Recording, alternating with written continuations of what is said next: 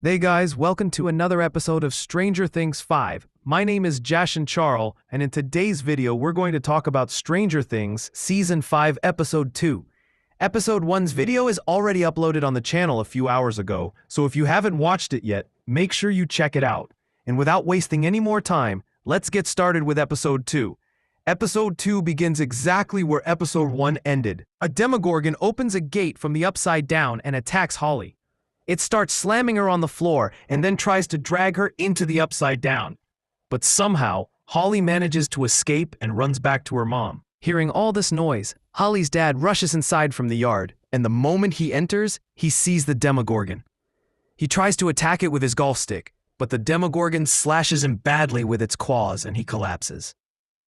Taking advantage of this distraction, Holly and her mom run toward the lower floor of the house. But Holly's mom slips and falls. The Demogorgon is about to attack both of them, but Holly's mom grabs a wine bottle, breaks it, and attacks the Demogorgon with full force, actually tearing its flesh apart. Meanwhile, Nancy and Eleven are rushing toward Nancy's house in a car to save Holly. At the same time, Mike and Lucas arrive there on their bikes. As soon as they reach, they see that the Demogorgon has severely injured Holly's mom, and she is almost on the verge of dying. And right in front of Eleven and Nancy, the Demogorgon takes Holly and disappears into the Upside Down. Nancy sends Eleven after them into the Upside Down, while she takes her mom to the hospital with Mike and Lucas because both of her parents are in extremely critical condition.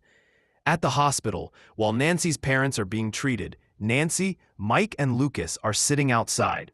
Suddenly, Nancy and Mike get into a heated argument. Nancy says Vecna had already shown her this exact nightmare, but none of them believed her. And because of that, all of this has happened. She says if they had tried harder, maybe her parents wouldn't be in this condition.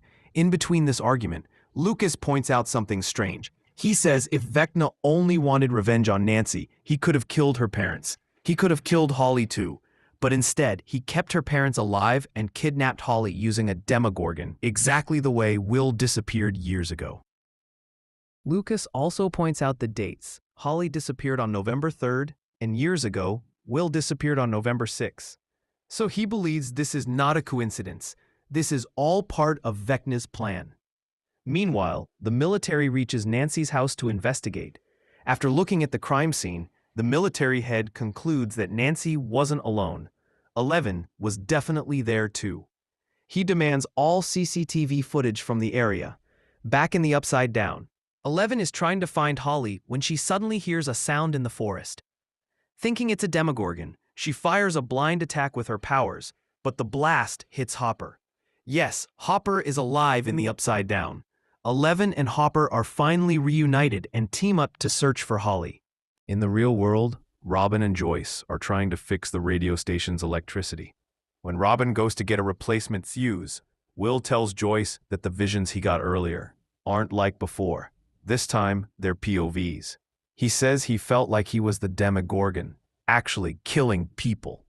He also says he feels like his hive mind connection with Vecna and the Demogorgons is returning.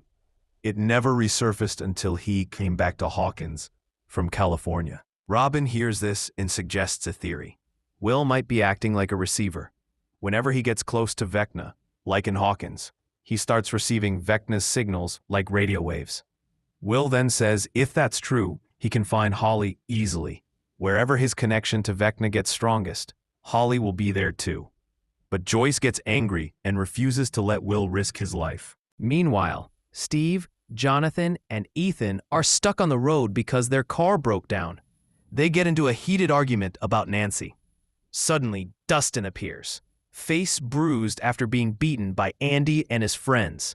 Back in the Upside Down, Hopper scolds Eleven for not using the tunnels to reach Nancy's house, and instead driving openly in a car. He fears the military now knows Eleven is inside the Upside Down and will soon reach there. They argue again. Eleven then finds blood traces of the Demogorgon, and she and Hopper follow them to track down Holly. Back in the hospital, Mike tells Nancy a new theory. Holly often talked about an unknown man who warned her about monsters in Hawkins.